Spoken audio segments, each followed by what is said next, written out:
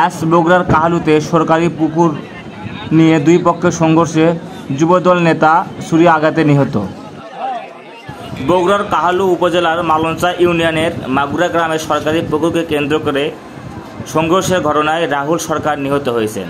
রাহুল সরকার বগুড়া পৌরসভার ১৩ নম্বর ওয়ার্ড যুবদলের সাংগঠনিক সম্পাদক বলে জানা গেছে।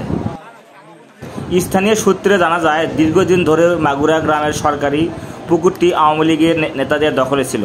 আওয়ামী লীগ পতনের পর একাধিক গ্রুপ ওই পুকুর দখলের চেষ্টা করে যাচ্ছিল। মঙ্গলবার দুপুরে রাহুল সরকার তার এক সহযোগীদের নিয়ে ঘটনাস্থলে গেলে বিপরীত পক্ষের ১০ থেকে ১২ জনের সঙ্গে সংঘর্ষে জড়িত হয়ে পড়েন এবং সংঘর্ষ চলাকালীন ঘটনাস্থলে রাহুল সরকার নিহত হন।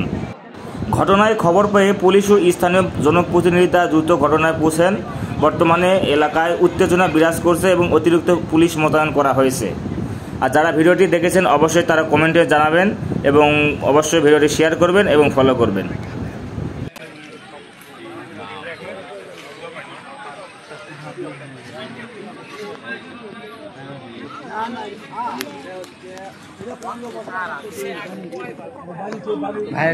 মানা করলো